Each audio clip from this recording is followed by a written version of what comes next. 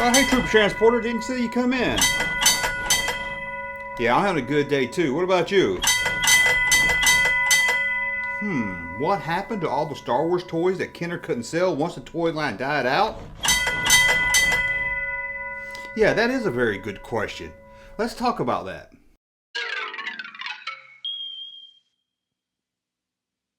Welcome back to the Junk Room, everybody. It's me, the Junkman. I'm coming back at you with a new video.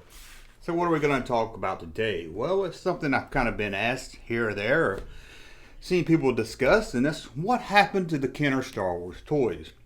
Because you know, in 1985, the Power of the Force line came out and didn't sell well. Even before that, Star Wars toys were starting to die out. With no new movie to come, you can see why kids were moving on to other toys like He-Man. So, what happened to all those toys? Because Kenner had a lot of them in the warehouse when stores stopped ordering them. Well, most of the toys were packed up and sent to closed-out toy stores like KB.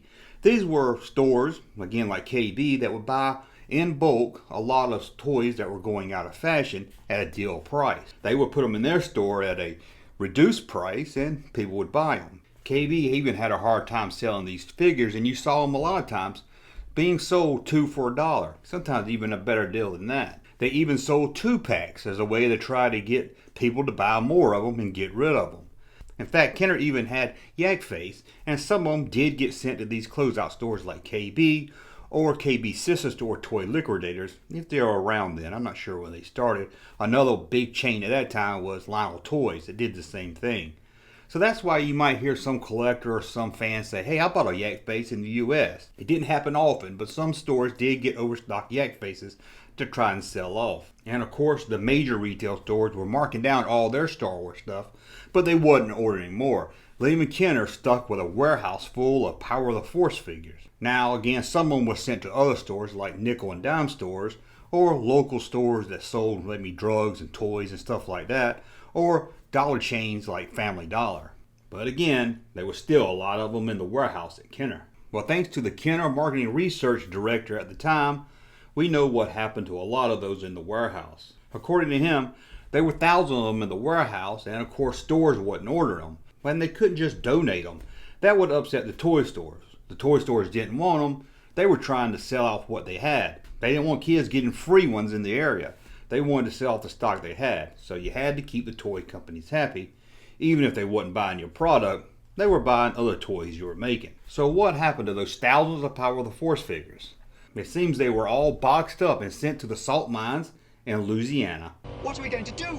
We'll be sent to the spice mines of Kessel or smashed into who knows what. That's right. They got buried in the salt mines in Louisiana. Now, before you grab your shovel and your boots and head out there and trying to dig up some old Power of the Force figures, he did let us know that these figures were probably grinded up before being sent to Louisiana. Now, why were they sent to the salt mines in Louisiana? I'll be honest with you, I don't know. I googled it trying to see what happens with plastic in the salt mines, but it seems like it doesn't seem like the salt makes the plastic deteriorate any faster or anything. So I'm not sure why it was a salt mines. I don't know if this is a common practice or what. It seems like they could just dump them in the trash. But according to the Kenner marketing sales director at the time, who I think knows what he's talking about, says that they were sent to the salt mines of Louisiana. And you thought there was never a reason to go to Louisiana. Probably was in 1985 if you got lucky. But it seems this wasn't Tom's only run-in with helping destroy some Star Wars toys. Or in this case, Star Wars molds. This is 1989, long after the Star Wars brand had died out. And he had a meeting with the senior vice president of marketing at Kenner, who told him they had hundreds of Star Wars molds in the Hong Kong warehouse that was just taking up space, and they needed to do something with them, and they couldn't ship them back to the US. So he was given the task to write down anything they thought they could reuse later. Something that was significant to the Star Wars brand. You know, something that's when you think Star Wars, you think of it. X-Wing fighter, Falcon, TIE fighter, things like that. Everything else was ordered to be destroyed. Or, as the senior vice president of marketing said, defaced and dumped into the Hong Kong harbor. I doubt they really did that, but I'm sure they destroyed anything that wasn't listed as needing to save. And what did they do with this save list? Well, it seems around 1991, Kenner, this is before Hasbro took them over, was thinking of bringing Star Wars back to the toy stores. They took the molds that they had and started working on bringing Star Wars back, but felt that the figures just didn't fit in with the look of action figures of 1991. They looked old, so the molds they didn't think were needed. And of course, you know the rest of the history. Hasbro bought Kenner, and then in 1995 we got the second Power of the Force series, when Lucasfilm wanted to test the waters to see how fans would react to new Star Wars toys leading up to the special edition and the prequels.